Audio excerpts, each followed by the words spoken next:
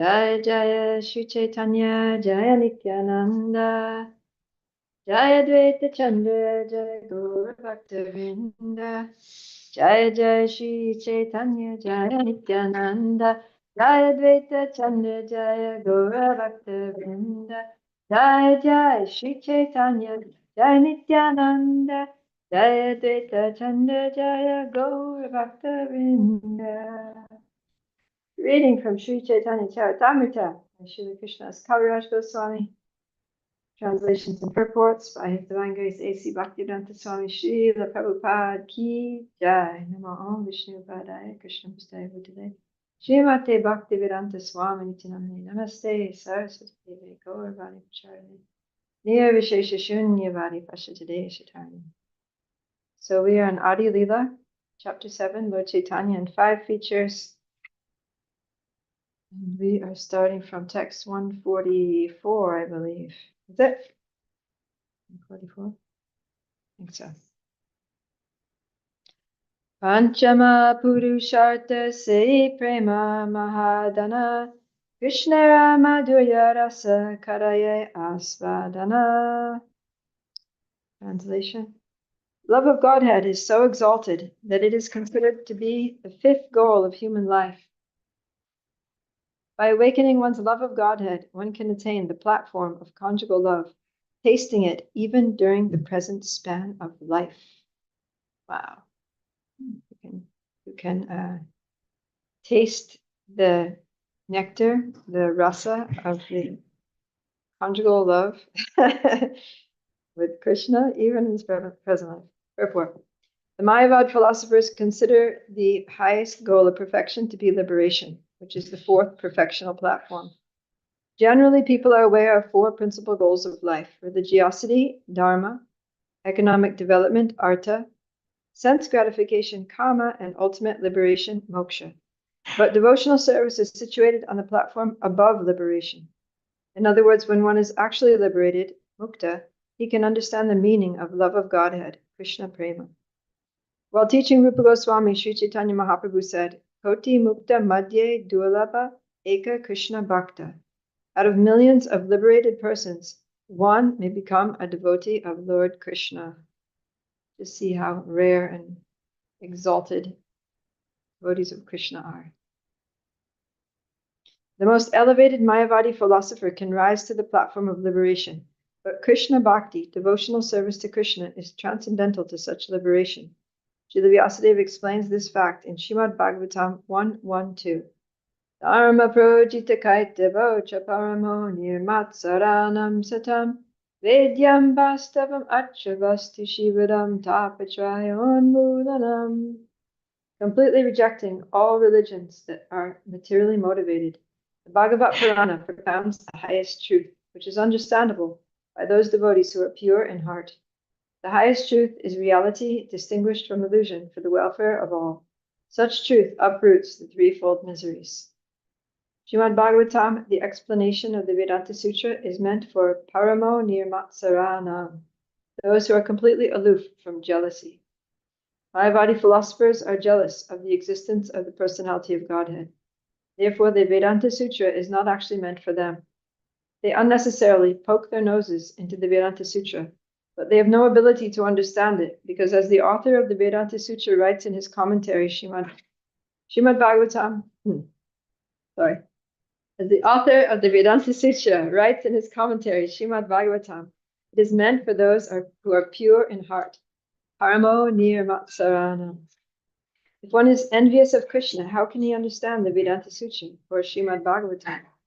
The Mayavadi's primary occupation is to offend the Supreme Personality of Godhead, Krishna. For example, although Krishna demands our surrender in the Bhagavad Gita, the greatest scholar and so-called philosopher in modern India has protested that it is not to Krishna that we have to surrender. Therefore, he is envious. Since Mayavadis of all different descriptions are envious of Krishna, they have no scope for understanding the meaning of the Vedanta Sutra. Even if they were on the liberated platform, as they falsely claim, love of Krishna is beyond the state of liberation. Facts by Sri Chaitanya Mahaprabhu and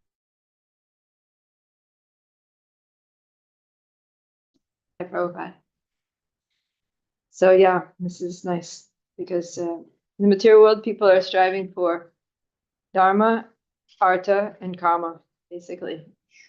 If dharma is even there at all, they're mainly worrying about kama and artha, right? Getting sense gratification and economic development, and the purpose of their economic development is more sense gratification. So what inspires them to do artha is kama, and the reason what they do with their artha is more kama. So it's basically just going back and forth between sense gratification and basically earning money, economic development, earning money for sense gratification, earning more money for sense gratification. Any problem with your sense gratification, the solution is more money. You can solve all the problems and improve your sense gratification. So that's basically where they're at. And they didn't get the first part, that in order to actually be successful, even in sense gratification and economic development, you need dharma. Because Prabhupada says that material well-being follows from spiritual well-being. But then those who are a little more enlightened, they become aware that there's something beyond dharma, artha, and kama, and that is moksha.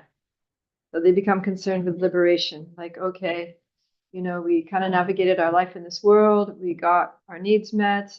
We, had enough money. We got comforts in life. But the real point is to get out of the cycle of repeated birth and death and attain liberation.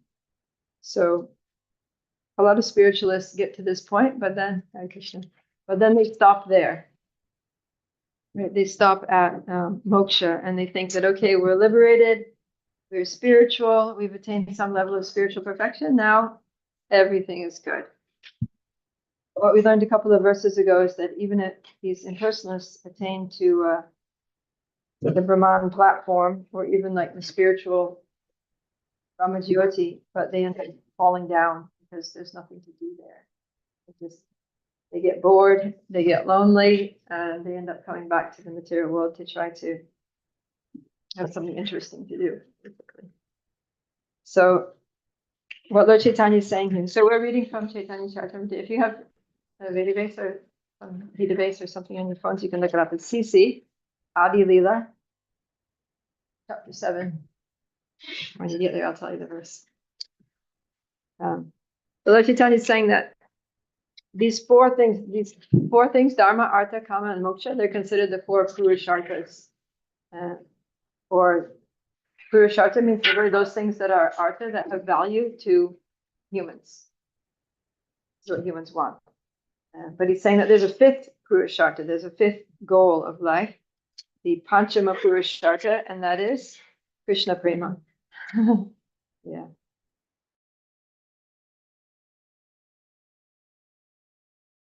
The highest, even within prema, the highest mood of prema, Lord Chaitanya is advocating is Madhurya Rasa, saying that we can taste this even in this lifetime by Krishna Bhakti.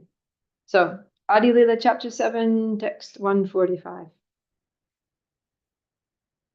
We just read one verse. I've got people on Zoom here, who are waiting for me, so I just started. Of course, yeah. Okay, okay. Text 145. Prema haite Krishna haya nija bhakta vasa. Prema haite paya Krishna seva sukarasa. The Supreme Lord, who is greater than the greatest, becomes submissive to even a very insignificant devotee because of his devotional service. It is the beautiful and exalted nature of devotional service that the infinite Lord becomes submissive to the infinitesimal living entity because of it. In reciprocal devotional activities with the Lord, the devotee actually enjoys the transcendental mellow of devotional service. Purport. Becoming one with the Supreme Personality of Godhead is not very important for a devotee. Muktihi Swayam Mukulitanjali. Sveta Shamana Krishna Krishnamrit 107. Speaking from his actual experience, Srila Bhila Vamangal Thakur says that if one develops love of Godhead, mukti, liberation, becomes subservient and unimportant to him. Mukti stands before the devotee and is prepared to render all kinds of services. The Mayavadi philosopher's standard of mukti is very insignificant for a devotee.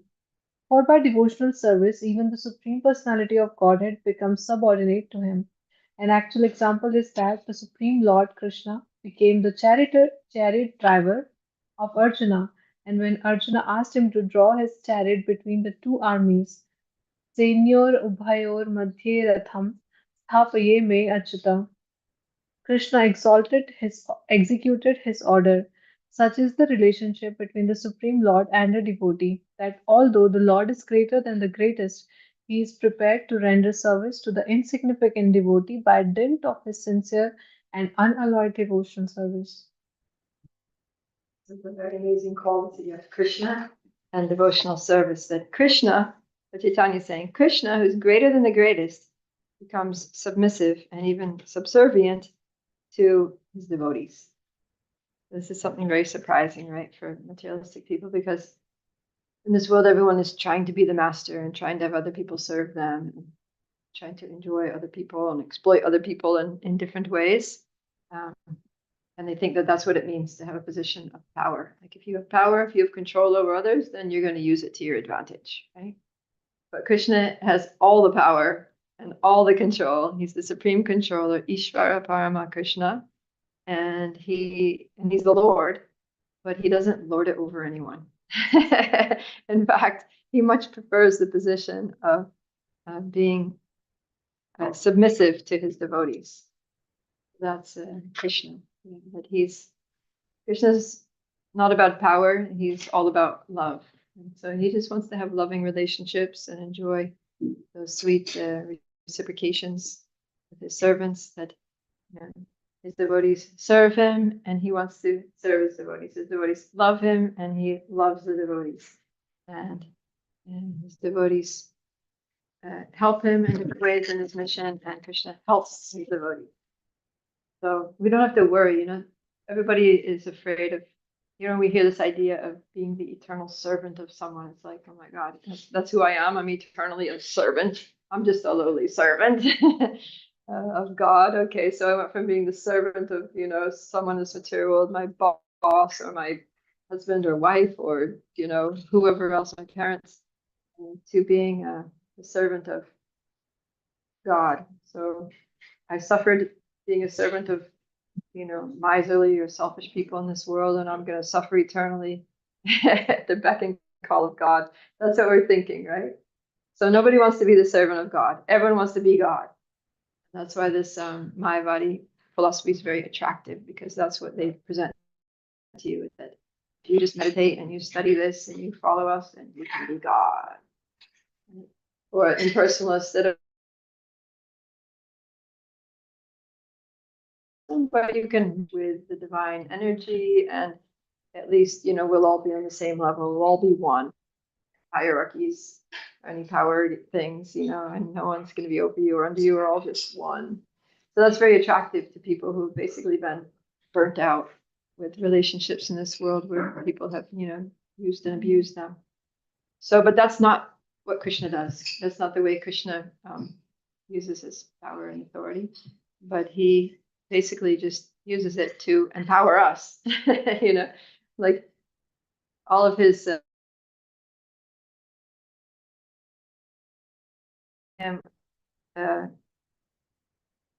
able to more powerfully reciprocate with us in ways that give us happiness, right?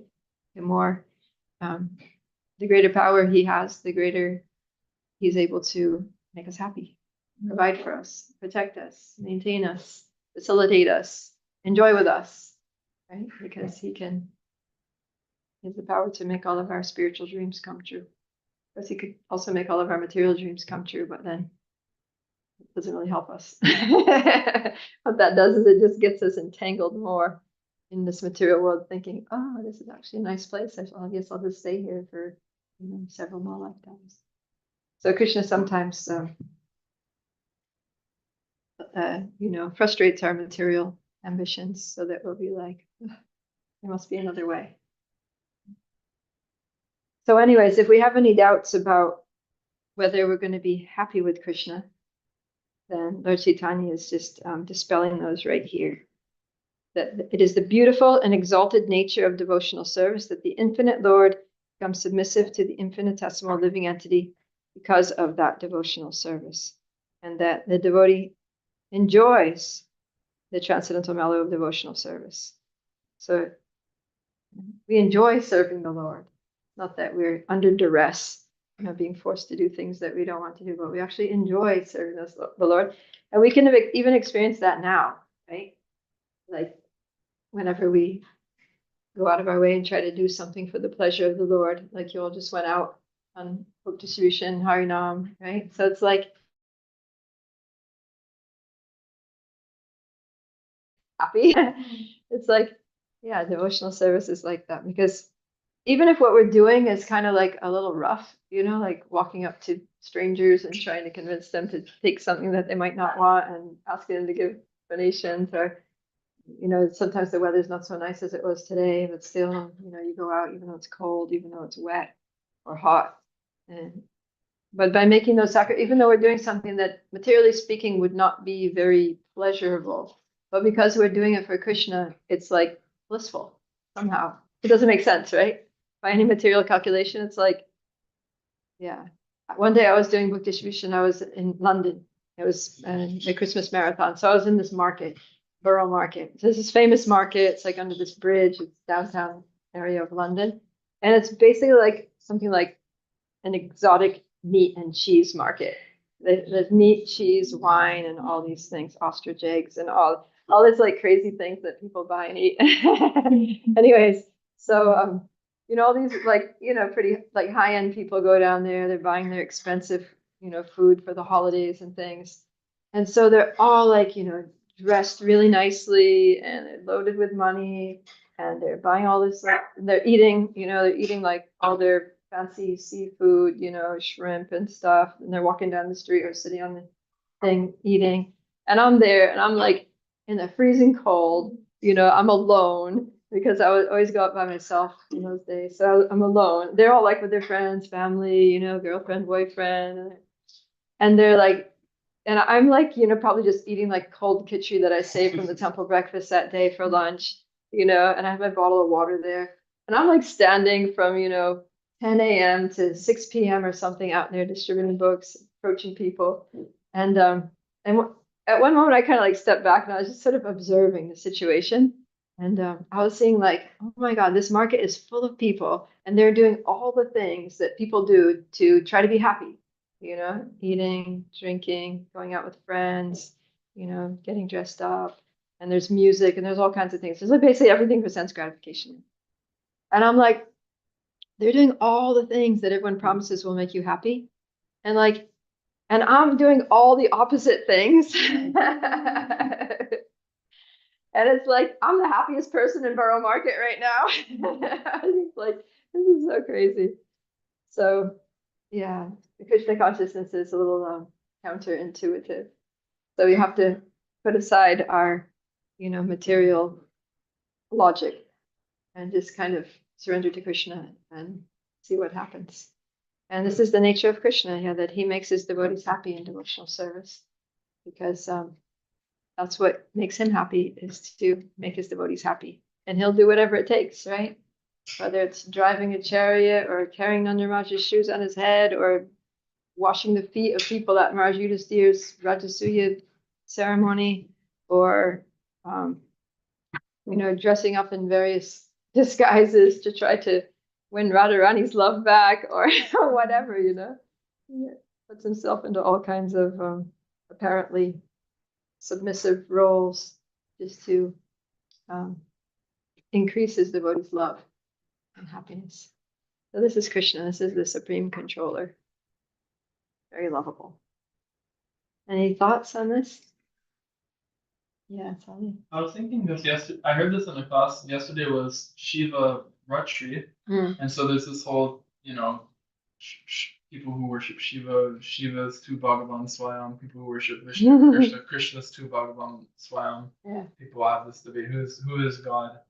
And yeah, basically this idea is that actually being a devotee is higher in one sense, because you have, like Lord Caitanya is saying, the Supreme Lord, who is greater than the greatest, becomes submissive, even a very insignificant devotee. So if you're trying to give honor to someone, if you love Lord Shiva so much, or if you love yourself so much because you want to be, you think you want to be God. If you really want to honor someone or something, then just become the servant of God, because it's become the servant of Krishna, because that's the highest position, so high that Krishna.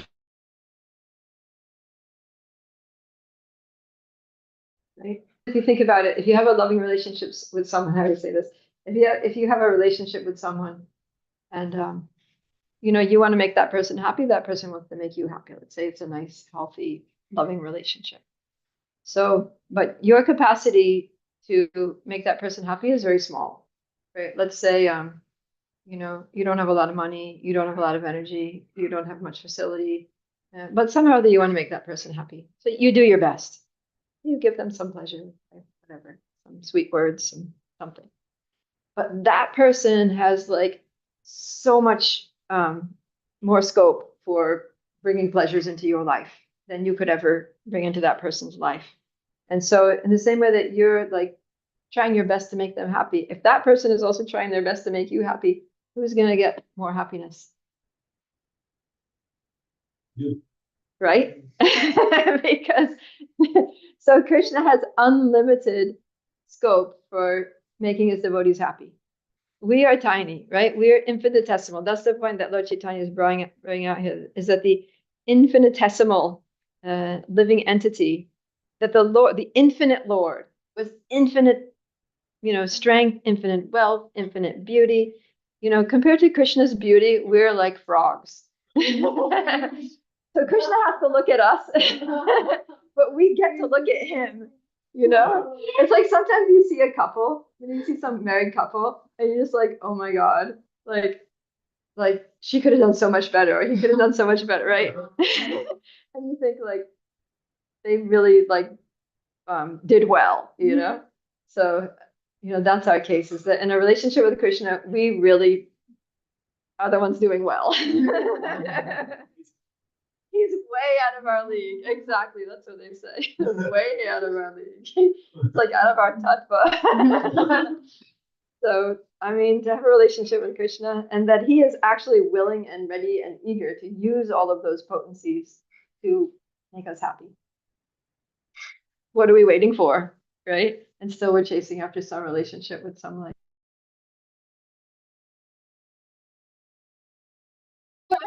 Okay, yes, here we go.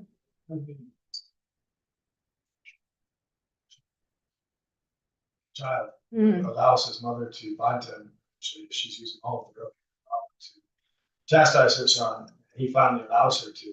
The significance of the two fingers, the 2 inches, with our desire to serve and his desire to allow us to serve. So when you're speaking to his continuous abilities of making himself humble enough that he is serving us in that regard, that's the pastime of the kingdom. Yeah, that's good.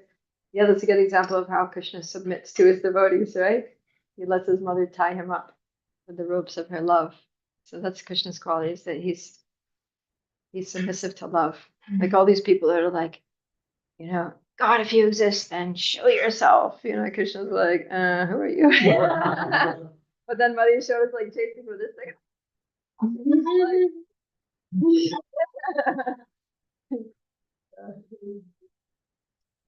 Hannah. I was reflecting on your comment about like people being like kind of reverse to the idea of like I'm an eternal servant. And the other day I was listening to this lecture by Indradyumna Swami. He has like an entire lecture series, and right now he's going into Radharani's eyes, and he was reading a poem, and Radharani was saying, "My eyes are the servant of Krishna." And so I was thinking about the idea of like an eternal servant, just like Mahamaya in this world makes us forget Krishna, but Yoga Maya in the spiritual world makes us forget that Krishna is God. So this idea of being an eternal servant, in Goloka Vrindavan, you're not serving Krishna, the one who creates all the universes. You're serving Krishna, the reservoir of all beauty, the reservoir of all pleasure. And Radharani, who's a direct expansion of Krishna, is feeling like her eyes are a servant to his beauty, and she feels almost driven mad by that. So it's like yes, you're an eternal servant, but you're not an eternal servant to God. You're an eternal servant. I mean, you are, but you're an eternal servant to the aspect of Krishna that is so friendly, so handsome, so heroic. Like all of, our nature as a soul is fulfilled by the presence of Krishna. We want to experience pleasure, and Krishna is the only one that can give us that pleasure in full. So that servitude is actually based in love, not slavery. Nice. Yeah, that's nice always to remember the mood of the Brajavasis, right? That Krishna is God, but they don't even see him that way because their knowledge of his godhood, his divinity, is eclipsed by their intensity of their love for him. So yeah, I'm getting very Rasika there, Hannah. Sorry. Yeah, that's all good. I like it. Okay, text 146. Sambandha abhideya prayojana nama etina artha sarva sutre paryavashana. One's relationship with the Supreme Personality of Godhead is in terms of that relationship and the ultimate goal of life, to develop love of God. These three subjects are explained in every aphorism of the Vedanta Sutra, for they form the culmination of the entire Vedanta philosophy. Purport. In Srimad Bhagavatam, Canto 5, Chapter 5, it is said, Parabhavastha vadabuddha jato yavan satatma tattva. A human being is defeated in all his activities as long as he does not know the goal of life. This can be understood when one is inquisitive about Brahman. It is such inquiry that begins with the Vedanta Sutra, Athatu Brahma Jigyasa. A human being should be inquisitive to know who he is, what the universe is, what the God is, and what the relationship is between himself, God, and the material world. Such questions cannot be asked by cats and dogs, but they must arise in the heart of a real human being. Knowledge of these four items, namely oneself, the universe, God, and their internal relationship, is called Sambandha Jnana, or the knowledge of one's relationship. When one's relationship with the Supreme Lord is established, the next program is to act in that relationship. This is called avideya, or activity in relationship with the Lord. After executing such prescribed duties, when one attains the highest goal of life, love of Godhead, he achieves prayojana siddhi, or the fulfillment of his human mission. In the Brahma Sutra or Vedanta Sutra, these subjects are very carefully explained. Therefore, one who does not understand the Vedanta Sutra in terms of this principle is simply wasting his time. This is the version of Srimad Bhagavatam, Canto 1, Chapter 2. One may be a very learned scholar and execute his prescribed duty very nicely, but if he does not ultimately become inquisitive about the Supreme Personality of Godhead and is indifferent to Shravanam Kirtanam, hearing and chanting, all that he has done is but a waste of time. Mayavadi philosophers who do not understand the relationship between themselves, the cosmic manifestation, and the Supreme Personality of Godhead are simply wasting their time, and their philosophical speculation has no value. Boom. Very strong there. Yeah, so this verse is saying Vedanta Sutra. So this is Lord Chaitanya speaking to a whole room full of Mayavadi philosophers. And they're basically saying, what's wrong with you? You're acting just like a sentimentalist. You're just chanting and dancing in the street, and you look like a madman. You're a sannyasi. You're initiated in the Mayavadi line. Why don't you study Vedanta? Why don't you just do meditation? Why are you disturbing everyone? They're giving him a hard time like that. So then Lord Chaitanya explains why he's chanting Hare Krishna and how his guru told him that the desired result of chanting is that you awaken your dormant love for God and you become ecstatic. He said, so if it looks like I'm going mad in ecstatic love of God, then thank you for acknowledging my success in the process. and then they say, okay, well, fair enough, but what about Vedanta Sutra? A sannyasi should be cultivating knowledge. You should understand the philosophy of the Vedas and all that. And he said, yes, that all, that I understand. And so then they challenge him, okay, so explain, like, what is your understanding of Vedanta Sutra? So this is what he's getting into here. He's He's explaining the basic philosophy of the Vedanta Sutra. So he's saying, yeah, that the culmination of the entire Vedanta philosophy, these three things explained in every aphorism of the Vedanta Sutra, are Sambandha, Abhideya, and Prayojana. So Sambandha means, the word actually in Sanskrit means relationship. So our relationship with this world, our relationship with God, and God's relationship with this world, and so forth. So we need to understand, who am I? What am I doing in this world? Why does this world even exist? And who is God? And what is my relationship with God? And how to, get back to God and out of this world. So that's all Sambandha. And then Prabhupada says here, I saw that Dave thought this was funny. I also thought it was funny. Prabhupada says, when you understand that, then the next program is the next program. So then as soon as you understand that, okay, who am I? Then you find out I am the eternal servant of Krishna, right? Jivera Swarbahoy, Krishna Nityadas. An eternal servant of Krishna. And this world is what? Yeah, that. What is it comprised of? What is it made of? Krishna's material energy. Yeah, so Krishna says that Bhumi Apala Nalo Vayu, that it's there are 5 gross energies: earth, water, fire, air, ether, and there are 3 subtle material energies: mind, intelligence, false ego, and these are all his separated material energies. And then aparayami tastvanyam prakriti vidhi jiva bhuta mahabaho yayam dayate. You got that. Besides those external energies, there is a superior energy, spiritual energy, his internal energy, which is us, souls, who are struggling, trying to exploit the resources of this inferior material nature. That's our situation in this material world.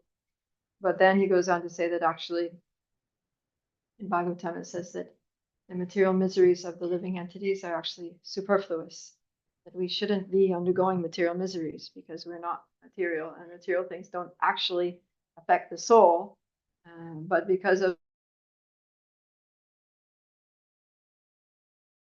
body and mind, that things affect our material bodies and our material's mind, which they do, then we take that to be affecting us, and then we get disturbed. So we have to understand that we are actually transcendental to all these material changes and cycles and things, and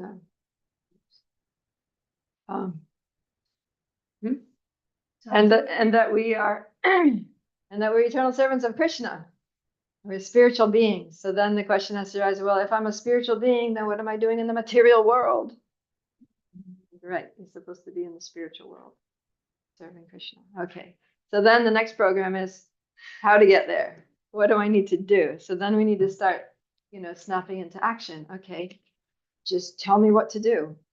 And that is devotional service. So Abhideya means all the processes, all the techniques of spiritual life. Chanting Hare Krishna Mahamantra and hearing about Krishna and telling other people about Krishna. And what else? Chanting, yeah. Surrendering everything. Praying. Pouring out our hearts to the Lord. What else? Doing things to please Krishna. Doing things to please Krishna. Yeah, whatever pleases Krishna. So for that, we take shelter of a spiritual master. Shelter and guidance, and we follow the instructions of the spiritual master who knows us, who has a personal relationship with us and knows our nature, knows our level of spiritual advancement, what we can and what we are and are not ready for, and advises us accordingly. Like, okay, this is a good thing for you to do now. You focus on this right now and see how that goes. Okay. And then step by step, the spiritual master will guide us in, building up, engaging in different activities according to what we need. So like that, you engage in all the 9 processes of devotional service, also worshiping the deity in the temple, and going on parikrams and pilgrimages, and going out and sharing Krishna consciousness with others, and all these things. distributing books. We make a lot of fast spiritual. So that's all Abhideya, the practical activities of devotional service. And then he says that by doing those, then after executing these prescribed duties, one attains the highest goal of life, which is Krishna. Hariva. That's the prayojana. Prayojana means the goal. So that's love of God, love for Krishna, Krishna prema. And so he says that these, the whole Vedanta to these three. Know who you are as a spirit soul, know what you need to do as a spirit soul, and then achieve the perfection of your existence as a spirit soul by loving Krishna. Because we just heard how glorious it is to have a loving relationship with Krishna. That's the only thing that's going to make us happy. Okay. Any other thoughts about this? Sambandha Abhideya Prayojana. Oh, Hannah's got her hand up again. I just have a question about a spiritual master. Okay. Sometimes people like are attracted to a spiritual master who has so many disciples and they cannot give them time and really know their nature. So would you suggest that somebody has a spiritual master that actively knows them and they can talk to and instruct them? Yeah, I mean, that's the best. And that's the Vedic tradition is based on that principle, right? That you approach the spirit. And the Vedic times, people tended to live in, in more of like a village system, or, young people would go and stay in an ashram, the ashram of their guru. It was more like, it was like a family situation where the students were in the ashram, they were learning from the teacher, and that teacher became their guru because that's the person that taught them and trained them and was literally their guru. That was guru means a teacher, taught by example, taught by instruction, and engage them appropriately according to what was best for them. Or they lived in a village where there was, within the local vicinity, there would be, one or two or few gurus. And then you just grew up in the village, getting to know the guru and seeing how people would go to that guru for advice, and how the guru would give lectures sometimes, speak in the evenings, we'd have programs and things. Prabhupada talked about how the Indian village system, people would get together in the evenings. They didn't have TV and stuff like that. We speak of phones and social media. But so they would get together after the day was done, after work was over, and they would all come together, and they would have the, elder Brahmins and recite pastimes from Mahabharata or Ramayana, the pastimes of the Lord Ramachandra, or Krishna's pastimes. And people would just come in here and they would ask questions. And sometimes they would be like dramatic performance dramas, like theater productions, music. There would always be music, right? So it was like evening entertainment, but it was all transcendental. It was like spiritual evening entertainment, brought the community together. And so sometimes it would be more for entertainment. Sometimes it would be more like philosophical, like a lecture. And so everyone would go, and they would naturally have relationships as from childhood. They would know the village gurus, and then they would, go to that person for instruction, or maybe that guru was running a gurukul in the village or something, or would speak. And so it was just like very natural, very organic. You just knew the person, they knew you, you grew up with them, you learned so many things from them, and then you just come to the adulthood and you decide, I really want to make my life perfect, become spiritually Krishna conscious, and then they take shelter formally. So nowadays in ISKCON, it's we need more gurus. We need more local gurus, because there are some communities where you grow up and you're trained in Krishna consciousness by a devotee who is not, at least not like, GBC stamped approved as a Diksha guru, initiating guru, although they're very much a Shiksha guru who has taught you and trained you and inspired you all along. But then when it comes time to take initiation, sometimes you need to look further afield, right? And try to find someone. And yeah. So even if you take initiation from someone, maybe you heard, you've been hearing lectures online by someone, you're really inspired by those lectures. So you write to the person and they accept you, or you go through some senior disciples and they accept you. But even after being accepted and initiated as the person's disciple, you may not have a lot of interaction with the person, just because they're so busy and they might have like, thousands and tens of thousands of disciples. And yeah, that's unfortunate. But in any case, you're still going to have your Shiksha gurus. So whoever those devotees were that taught you and trained you and that you took mentorship and advice from, before initiation and leading up to your initiation, you're still going to take mentorship. It's not like you're like, all right, I got my guru, bye, I'm done with you.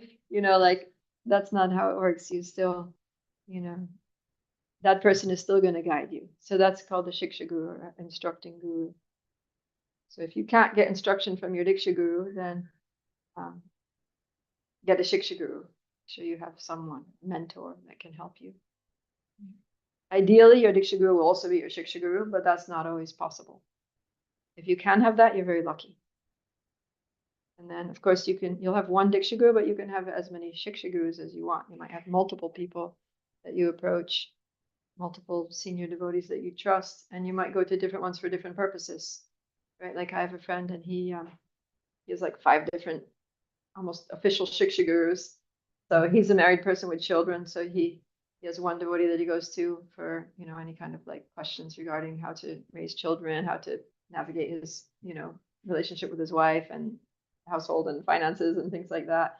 And then he does a lot of book distribution. So he has another guru that he goes to get inspiration for distributing books. And then he also teaches. So he has a guru that he goes to for like shastric questions, philosophical questions that he might have that come up in his teaching, or questions that students ask him in classes that he can't answer, things like that. So he's got like a few different gurus for different purposes, and that way he gets all of his spiritual needs met. So we have to be practical. We have to make sure that we have getting all of our spiritual needs met, so we can grow in a healthy, balanced way. Yeah, Vrindavan Natwar. I'm just wondering about like how to make sure that the like instructions we're receiving from multiple Shiksha gurus are all kind of like, consistent and Harmonious. like so we don't get confused. How do Yeah. we know if they're all supporting us in the same way? Because that's the goal, right? For them all to kind of have a similar vision. But yeah, how do we know? Yeah. Well, it may not be completely harmonious, and that's also just natural, right? Just like growing up in a family of a mother and father. So the mother and father may not agree on what is the best thing for you to do, right? That's like pretty common, right? I think every child has that experience.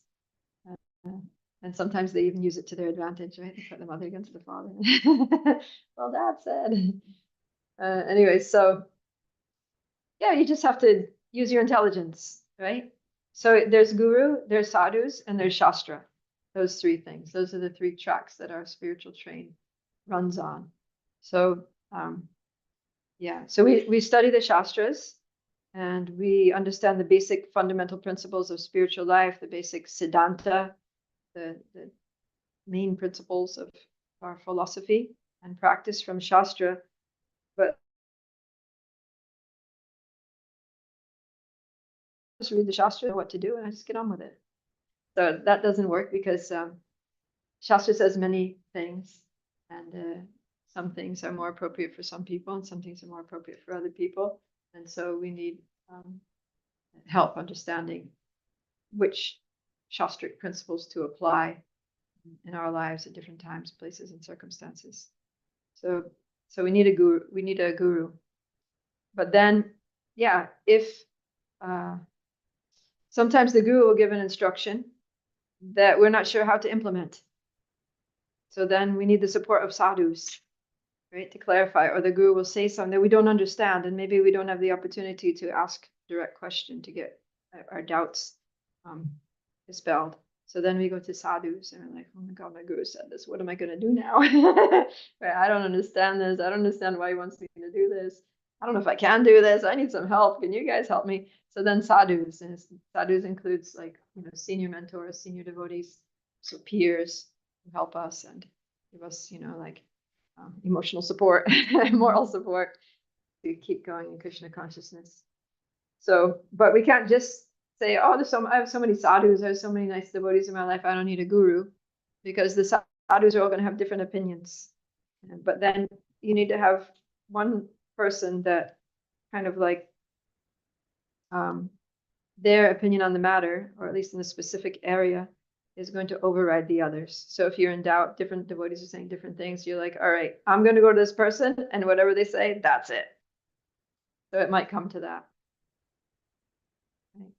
Otherwise, you're just like, oh, this devotee thinks this is better. That devotee thinks that's better. And this devotee thinks the third thing's better. I'm so confused. I don't know what to do.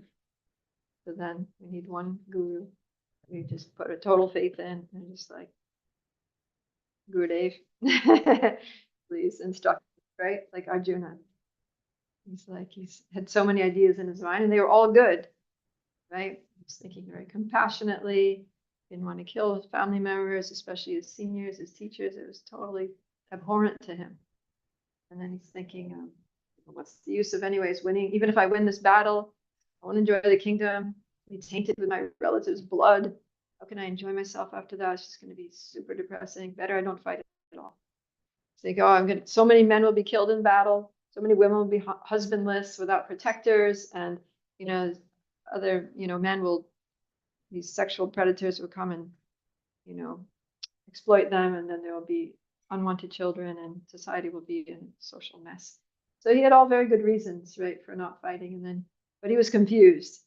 And then he went to Krishna, totally confused about my duty. I have no idea what to do in this circumstances. Please, I accept you as my guru. Please instruct me. Surrender to you, and whatever you say, I'm going to do. And then Krishna spoke the Bhagavad Gita. And even when Krishna was speaking the Bhagavad Gita, Arjuna was asking so many questions along the way. Right? He wasn't just sitting there like, yes, sir, yes, sir, yes, sir. But he was like, Krishna said, yeah, I instructed this millions of years ago to the sun god. And Arjuna was like, huh? You're like my age. How did you instruct anyone millions of years ago? And then Krishna's like, oh, Arjuna, you and I have many lives. I remember, but you do not. And then he goes into talking souls eternally. So that was a long answer. But yeah, we need someone who knows us personally and who can instruct us personally. That was Hannah's question. And then Vrindavan, you asked the question after that, right? Which was? Just remind me your question to make sure I actually answered it. About what to do if there are multiple Shiksha-gurus. Gurus. Yeah, so it's good to have one guru who kind of like is the ultimate, like the buck stops there. Yeah. And that guru, it may be different for different parts of your life, right? So if you have a Shiksha guru, if you're talking about some family issue, then the buck is going to stop with that family Shiksha guru, right? And not with the sannyasi guru. So, yeah. And also we need to just use our intelligence. We can't just be kind of like blind followers. Prabhupada, he specifically said that, he didn't encourage blind following. He said that we should be independently thoughtful. So we should always apply our own intelligence and sense of discrimination and innovation, and how to apply the instructions of Guru, Sadhu, and Shastra in our lives. Because ultimately, it's our life. Right? And but we don't want to go against our gurus and Shastra, but we want to work with them. Okay? So if your guru gives you instruction and you're just like, I don't know about this. I don't think I can surrender to this. Then instead of just being like, all right, my guru really doesn't know what's best for me, I'm just going to do my own thing now.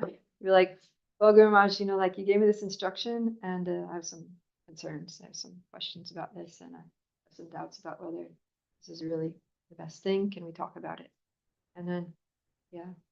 Like one time Srila Prabhupada told a disciple to like go to Iceland or something. And he sent him, and he was thinking, all right, Prabhupada said it. This is the will of God. The guru is a representative of God. I just need to go. And, within the instruction of the guru is the ability to fulfill it. And therefore, I'm going to be somehow empowered. But I really don't want to go. And I don't, like theoretically, it's all good. But practically speaking, I do not want to do this. And so anyways, he went there thinking that was what you had to do. And he went and he basically like didn't do much. And he was very lonely and very miserable. And he struggled a lot. And he ended up coming back. And then he came to Prabhupada. He's like, Prabhupada, I'm so sorry. I failed. failed to, execute your instruction. And Prabhupada said, what happened? He said, well, from the very beginning, I was thinking that this was impossible for me. And then Prabhupada was like, why didn't you say so? Like, you didn't have to go. It was an idea. And I saw that you wanted to do something. And I saw that you were willing. And so, and said something. So we're allowed to, to raise questions and discuss the instructions of the spiritual master, especially nowadays. Nowadays, you're lucky if you do get instruction from the spiritual master, apart from chant 16 rounds, follow the 4 regs, and associate with devotees. Okay? All right. Shall we go on? What time is it? Oh, we don't have a lot of time. Well, we can read one more verse. Text 147. Emata sarvas Kalanyasika he vinaya kariya. When all the Mayavadi sannyasis thus heard the explanation of Chaitanya Mahaprabhu on the basis of Sambandha, Abhidaya, and Prayojana, they spoke very humbly. But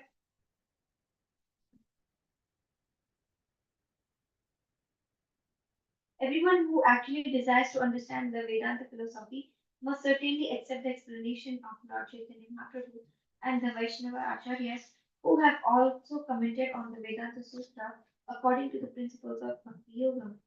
After hearing the explanation of the Vedanta Sutra from Sri Chaitanya Mahaprabhu, all the sannyasis headed by Prakashananda Saraswati became very humble and obedient to the Lord, and they spoke as follows. Okay. So we see here that these Mayavadi sannyasis,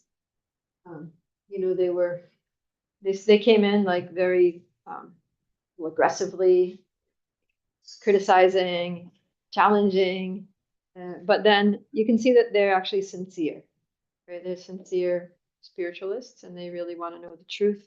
And so when they heard a satisfying explanation, then they took that on board, and they were like, wow, this makes a lot of sense, right? This seems very clear, a lot more. We've got a newfound clarity that we didn't get from our Mayavad philosophy. So they appreciate Lord Chaitanya. Now they're going to, starting tomorrow, we're going to hear how the Mayavadis respond to Lord Chaitanya. Stay tuned. All right, Just thinking, even that's a short verse in purport, it speaks to the importance of knowing our limits when we're to share, and recognizing the importance of Sri Chaitanya Mahaprabhu and what he's sharing, and the qualification he has to share when somebody's asking questions. Oftentimes, newer devotees or people who aren't as informed try to answer some of these questions, and it's easy to become combative back and to match that energy, if you will. And so seeing people like those of us who have Gurudev and have the opportunity to see them explain things so beautifully, because they have the Shastric backing for the things that they're saying. This is something like Gurudev is very clear about, answer what you know, and what you know you don't know, don't try to answer. Know your limits. And this is, I think, an example of that. Yeah, for sure. Yeah, and Lord Chaitanya went into this thing very, very humbly, right? You know the story. So when he was invited to this lunch with the Mayavadi sannyasis, he came, but then he walked into the door, and then there's like an entryway place where in those days they used to walk around barefoot. So then they would have like a place where you could wash your feet there at the entrance, similar to like where we leave our shoes. And he just and it was kind of like a wet and dirty place. All the sannyasis were sitting in another room. It was nice and clean and dry, and nice seats. And Lord Chaitanya just sat down there in that place where everyone washes their feet. But he was so beautiful and so effulgent, because he's God, because he's Krishna himself. So the leader of the sannyasis saw him there, and they didn't, the first time he had come. So they were like, I mean, what are you doing sitting down in that dirty place? I can tell by your effulgence that you're an exalted personality. Please come sit with us. So that disarmed them quite a bit. And even then, Lord Chaitanya, he was like, oh, I'm a very junior sannyasi. You're all older than me by age. You're all older than me by initiation. You're all like my seniors. So, I just didn't want to sit on that same level as you. So he was like that, even though he's like the Supreme Personality of God, and there are all these like deluded Mayavadis. So that was good. And then when he answered their questions, even when they were challenging him, he answered them very calmly, very sweetly, very respectfully. So that also gives us a good model for us. Because when we go out, we often have to deal with people who challenge us, who are somewhat antagonistic and sometimes quite ignorant. All right. So we need to be calm and humble and sweet and respectful and answer the questions really nicely and try to change the mood. So Lord Chaitanya's mood and the way that he replied totally just like changed the whole atmosphere, opened their hearts, and now they're all going to basically become Vaishnavas.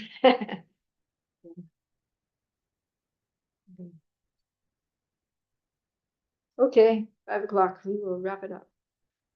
Jai, thank you for joining right here and online. Shri Chaitanya Charitamrita ki Jai. Jai. Das Kaviraj Goswami ki Jai. Jai.